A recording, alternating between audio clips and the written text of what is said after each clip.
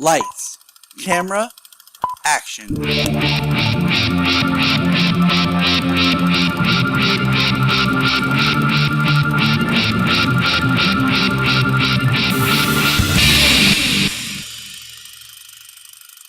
Welcome to the Requel Podcast. The Requel Podcast is a podcast that was created as part of the Capes and Lunatics brand, where we're going to talk movies. We're going to talk, what we do is we take a film property and we discuss what would be better.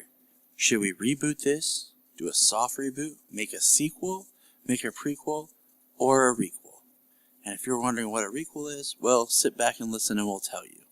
Each week we have a special guest where we've decided on a film property or franchise, and we come up with options, ideas, and then what we do is we create our story and we pitch it to each other, and we decide which way we want to go, and then we let you guys also decide what your story would be. Welcome to Let's Requel. That's right.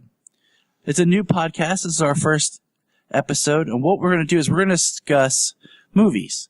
But the idea is there a film that you really like that you wish they had done a sequel? Or is there a franchise you like that you feel has just kind of lost its way? So what our goal here is we're going to discuss a movie or a topic, and we're going to kind of pitch ideas to where we could take that property. See, would we want it to be a sequel, a prequel, a reboot, a soft reboot, or aka a requel? Now, we're going to try to avoid any kind of book properties and things like that because they kind of exist outside of moviedom. But what we're going to discuss today is, first of all, I'm really excited to have this guest with me today, and you'll probably find out why as we go through our conversation. But what we're going to be discussing is the Dark Knight Trilogy. And what you're saying is, wait, aren't there already multiple movies? Yes. But today's discussion is going to root on, if you could make a sequel to The Dark Knight, not Rises, like right after The Dark Knight, would you want to make a story that goes in between the two films, or would you want to make a direct sequel to Rises where it ends with John Blake? And I can't do this by myself because that would be boring, so I bring forth today Mr. Chase Smith. Welcome, Chase. What is up, Ty? Thanks for having me. First guest. I didn't know I was the first guest on the Requel podcast, dude. Yeah, you are. We're working on building this up. I got interest, and so I asked Chase, because Chase is also the host of the Chase Smith podcast. Yeah. We'll see. Man, we have a very long history. But this particular, I want to say, like, for anybody who's listened to me on any of my other comic podcasts, Chase is the one that I borrowed The Long Halloween from, as well as Dark Victory. And I first read those two books because I borrowed them from him. So that helped get me back into wanting to read graphic novels when I was in college. And Chase is a huge fan of The Dark Knight. So I don't know if I need to say you're welcome or I'm sorry. I don't know how I need to respond to that. I'm going to go with you're welcome. Yes. Well, yeah. Dude, it is an honor to be here. And dude, talking about one of my favorite movies, literally of all time, The Dark Knight, man. When we were in college, when this film came out, and the summer right before its release, when we heard that the toys had been released into stores, we drove to Walmart, got out, and were running through the store. Grown men running to the toys section to find that Joker figure. That's right. And where this gets even more fun is in the fall, we went back to school, and this time we had a house with 4 to 5 other guys. That's kind of a weird story. And when this movie came out, I was working at Blockbuster, and I got it 2 weeks early. And I had it at the house. We were watching it, and it just seemed like it was constantly playing. And then once it was released, it was constantly playing in somebody's room. All the time. I don't even know for how long. Like, it just seemed like it was constant. We had a TV in the basement, TVs upstairs, TVs in an individual room, and a living room. And one of them always had this film playing. And it really hasn't changed. Anytime I'm with my wife and we're sitting down to watch a movie, we're like, what do you want to watch? And the first thing out of her mouth is not Dark Knight. And she knows when I'm not feeling well because it'll be playing on the TV. Like, that's just my go-to movie if I just want some background noise, or if I'm not feeling well, or even if they're, hey, let's watch a movie. It's always not Dark Knight. When Chase was living in North Carolina, and we went down to visit because my wife and I were thinking about moving down there, and we were hanging out at his place, and what did we watch?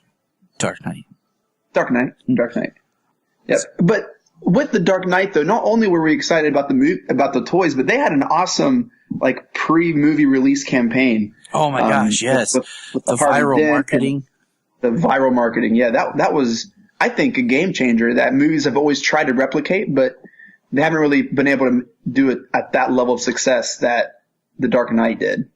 It's amazing how, like, when you sit down and you think about, it's almost been 10 years now since this movie came out. And how much of the movie's landscape changed because of this film. Not only comic book films, but just regular. There was a lot of hype around that movie, man. A lot of hype. I've said this before that if Green Lantern came out in 2011, if it had come out in 2007, it would have been a hit because it felt more like the older style of the way to do a comic book film. And then when this hit in 2008, this changed everything as well as Iron Man. Both of those in that year just kind of relaunched the superhero film. I'm going to be honest, man. I tried to sit through Green Lantern and I couldn't sit through it, so I don't know if I would agree. I'm just saying, I think it because your mind, you expect more and better than what you got. Is it true? But I also didn't like Spider-Man 3, and I feel like it's very similar to Spider-Man 3. Well, let's not even get into that. That's going to be another podcast. Oh, that's a good right. Well, hey, write that down. Go. So before we jump into the Dark Knight, though, Ty, I have a question. So, what are some examples of requels? As I was looking over your show notes, the only one that came to my mind was maybe the new Star Trek reboots with Chris Pine. Is that a requel? Is that what kind of we're talking about here? That's kind of in that soft requel area. It kind of varies. It's a term that's just kind of really been coming out because of movies such as, example like Scream 4 and Force Awakens, Jurassic World, where they've kind of taken and they've remade a movie, but it's also a sequel.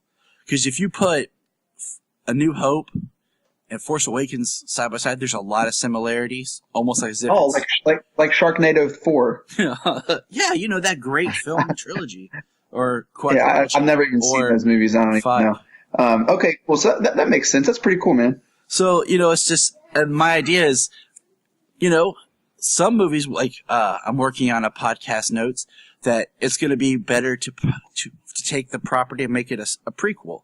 So it's just kind of the idea of where would you take this property?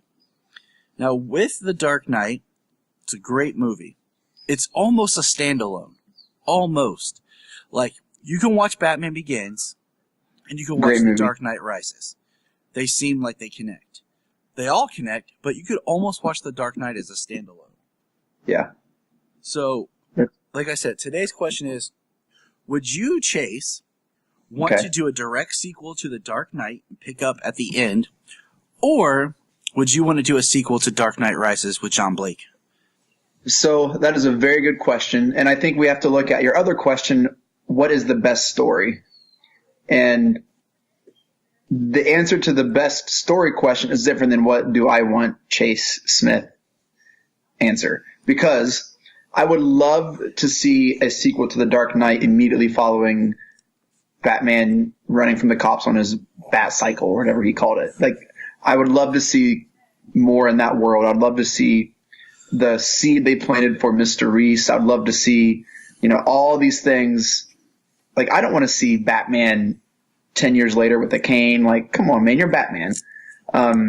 But I think the best story would be the John Blake continual story with Joseph Gordon-Levitt assuming the mantle and the cowl. And we do want to make a note because on this episode, real quick, I forgot to say this earlier, we do understand that a lot of times when we're talking stuff, there may be stuff that's rumored to a reboot or remake. Like we've already know that they've already rebooted Batman, and we're not even touching that. So this conversation doesn't go to, like on some film properties, it might be just a complete reboot. This one is specifically to the two options we discussed. about where we would make the sequel. I just wanted to throw that out there before any listeners might say, well, they have Affleck now. We know that. But that's another thing. This is about the Nolan films. Yeah. And I think the Nolan teams, when they made these movies, set out to tell stories. Like, that was what they wanted to do. I think they cared about fanboys to an extent. That's why they work so hard in making it accurate and making it enjoyable for us. But I think at the end of the day, all they cared about was story, and especially the overarching story of Bruce Wayne and telling his overarching story over 3 films. And that's one thing I think that we'll throw out the Amazing Spider-Man series forgot, is because if you listen to Nolan talk, he said he approached each film as an individual. If he had an idea to do a sequel, but he wouldn't end a film where the sequel was necessary to feel like you got the complete story. And with The Amazing Spider-Man, they had a complete film idea. They decided to cut up and spread out over 3 films and didn't take each film and make it one solid film at a time. As The Amazing Spider-Man, is that Maguire or is that Garfield? Garfield. That's why They made 3 of those? No, we didn't get that third one. That's why. Oh, okay. They didn't do a good enough job, because originally it was supposed to be the first film was the origin, and they were going to talk about the parents, but then they decided to spread that parent story over 3 films. And what we got was a soft, unneeded reboot with the first one, and then an overpacked sequel that was setting up too much and forgot that it was making one movie at the moment. Yeah. So, with that, do you want to hear my pitch first? And then you can 100%. Yeah. Okay. Yeah, so, man. All right. Let me readjust my baby girl here. She's wearing her Wonder Woman outfit as we podcast. She wants to represent her DC love, too. She had her Batgirl on earlier, but we had to change. So, my pitch. Here we go.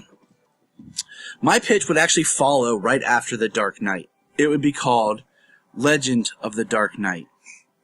And here's how it would go. It has been a few weeks since Batman killed those men. We have these are just bullet points. So, there are lawyers who are searching to find the truth. How or why would Batman do what he had done when the Joker was actively working against him? A new bill is up for review called the Dent Act, while Gordon is leading a team to hunt Batman but slightly allowing Batman to get away. During this time, Bruce and Alfred have returned to Wayne Manor and the Batcave. They are rejoicing in the fact that the mob was finished and is being rounded up and destroyed, but on the horizon are new things. Arkham Asylum has rebuilt on what's being called Arkham Island. With the Wayne Foundation has relocated all the people in the Narrows to new development homes, thus closing the Narrows off and making it Arkham Island. The Joker is the first patient that is there in solitude, and now Hugo Strange has been appointed as lead doctor, while we meet some of the new interns. We meet a Harleen Quinzel, a grad student who wants to work with the Joker, and we will use her story as an idea of what it means to be obsessed. We will use her as a parallel of Batman. Batman's obsessed with his parents' murder, his vengeance, and what does that do to him compared to her obsession with the Joker and what that does to her as a person. Gotham City officials have been getting packages marked with R's and question marks as the Riddler begins to rise. He has kind of been taking people and putting them in cat and mouse riddle games, somewhat similar but not as gruesome as like Saw, as in like he's pitting people against each other in these death-defying scenes. There's a group of kids who are all Bat fans who are investigating the crimes, and that's what could lead into Batman meeting Carrie Kelly, someone on the street who still believes in Batman and doesn't believe that he killed those people. Gordon had to bring in a new rookie cop, Harvey, that's helping lead the charge against Batman. And what happens is, while Batman and Alfred are finding a way to destroy the Riddler and Harley, they realize that Batman's existence in itself is giving rise to these super criminals. So Batman, once he is able to defeat the Riddler and stop Harley, he decides that it's time to put the Bat mantle down, to step away, and use his resources as Bruce Wayne to better Gotham because the Bat has served his purpose. And that would lead into him giving up Batman and where we find him later in Dark Knight Rises. Dude, I felt like I just watched that movie in my brain. Oh, I know you can. Like, I sat here and was just like piecing it together. Like, I don't want to do much, but what is my theme? And I was like, my theme is basically his existence. You know, the Joker talks about escalation. Well, how far can you escalate something till it's destructive? And I feel like my biggest thing was I liked the Dark Knight's ending. It gave us this feeling of, oh, man. And then, like, Batman Begins was the beginning. The Dark Knight was a little bit more of him getting to be Batman. The film ends as we have kind of the idea of what Batman we want. And then the next film is Batman's been retired. It's like we didn't get that all-out Batman film. Yeah. And I feel like you have the potential to do a detective film against the Riddler, and then basically, once he's defeated, Batman hangs it up because he knows that he's the one that's causing the problems now. Yeah, so that leads me to my pitch. All right. And before I do that, I'm going to let my dog in because my dog's barking. Hold on. That's fine. Stop.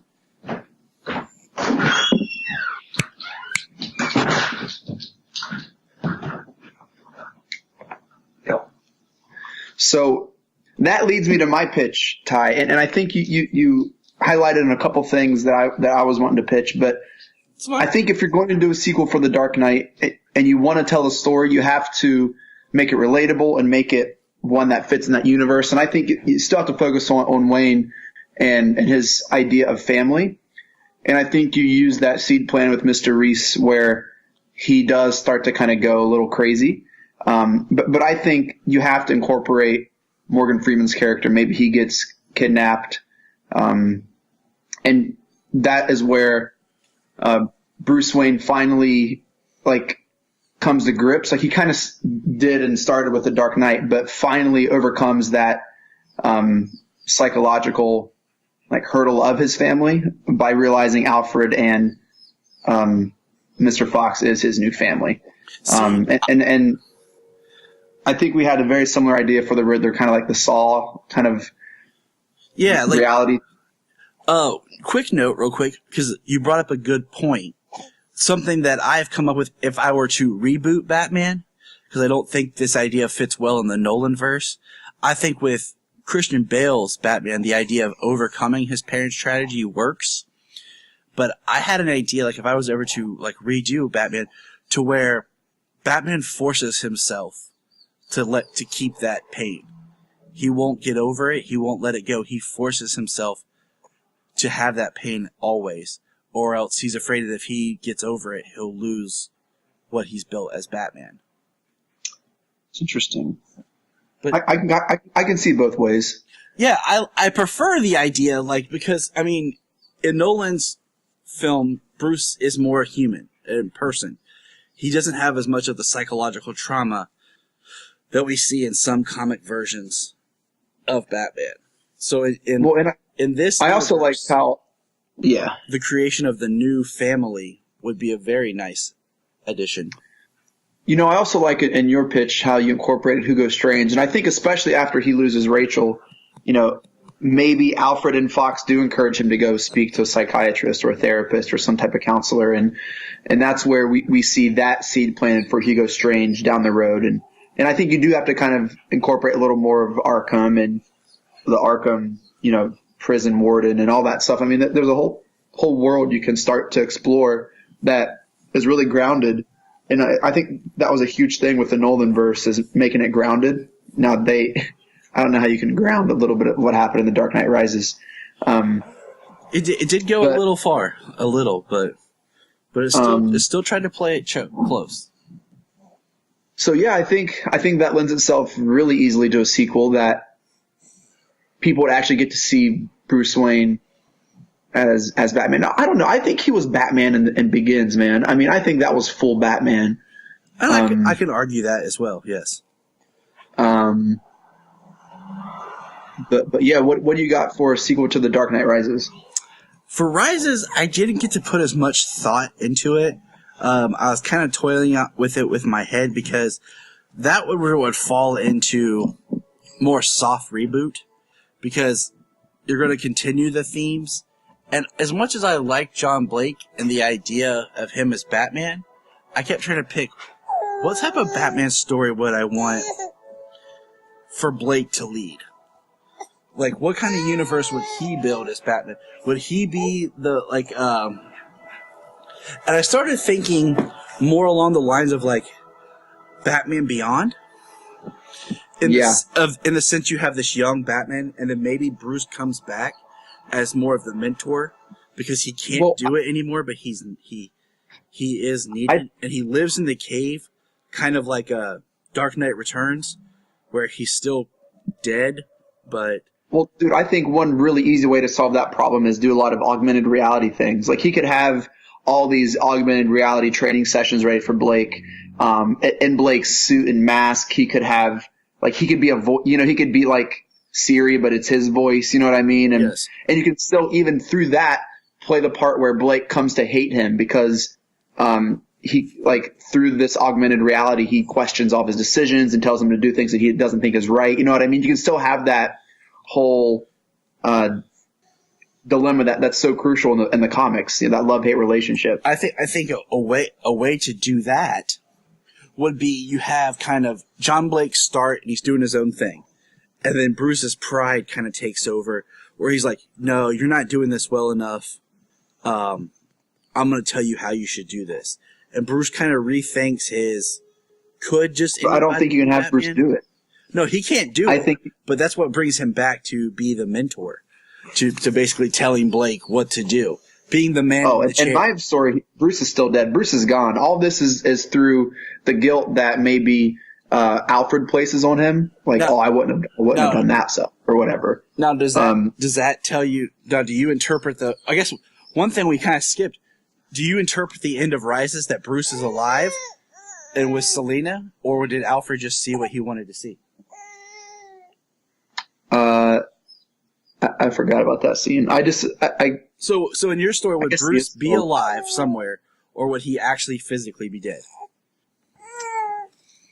I would write a story as if he's dead. Okay. I can get behind that. Now, would you want to do